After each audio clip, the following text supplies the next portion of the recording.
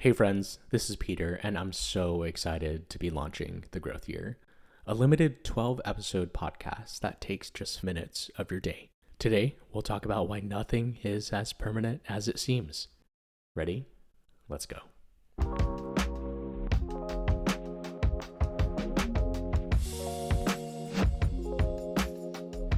All this time you're thinking, how long will this go on for?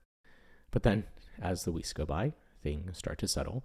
You're looking back blushing and slightly embarrassed at how outsized your worries were just a few months ago. So, what's the pattern here? That nothing is permanent. Time heals, change is the only constant. Getting unstuck takes time, and even though there are moments where you feel like you're in a hamster wheel headed towards nowhere, all you have to do is get off and watch it spin without you. It took me so long to realize that fluctuations in life and career and all things growth is the common denominator. We're all part of this fractional life that at the end of the day comes out in the wash and becomes whole. And the more tightly we hold and grip onto this preconceived notion that nothing changes, the doom loop, we lose sight of the fact that we are, in fact, adaptable, flexible, innovative, and hey, if you've gotten this far in life, you figure some shit out along the way. As someone who is Asian and grew up in the Bay Area, there's an underbelly of high achievement that has somehow caused us to think that things are permanent. Grades, test scores, ultimately where you go to college, where you work, your performance ratings define who you are. That this linear path to success is often rewarded in a meritocracy that only relates to an achievement-based identity. A vacuum. And being laid off, that's the worst thing that can happen to you. I'm going to take a pause here for my non-techie friends, my dancers, artists, models, actors, because it's not exclusively those who work in tech, finance, and law. This is something that is pervasive across the board, and we, above all else, are most guilty of self-doubt and distrust in our own abilities. And because we work at the intersection of identity and art, our work is even more closely tied to who we are, more than those who sport a corporate badge.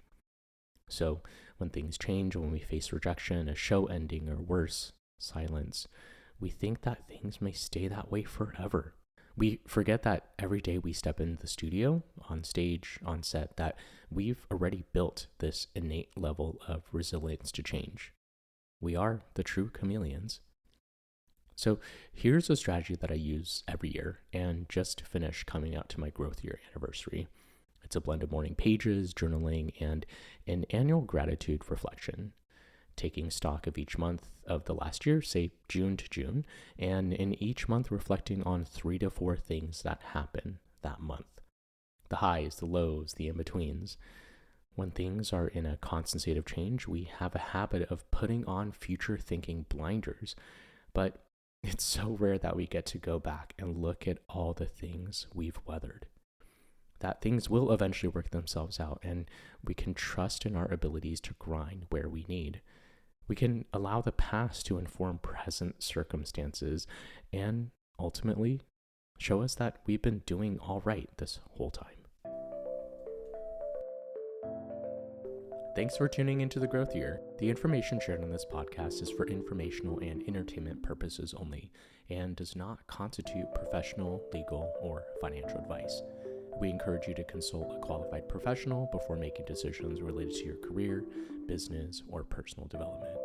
All views expressed are those of the host and the guests and do not reflect any official position of their employers, past, present, or future, or organization. By listening, you agree not to hold the host or guest liable for any decisions you make based on what you hear. See you next time.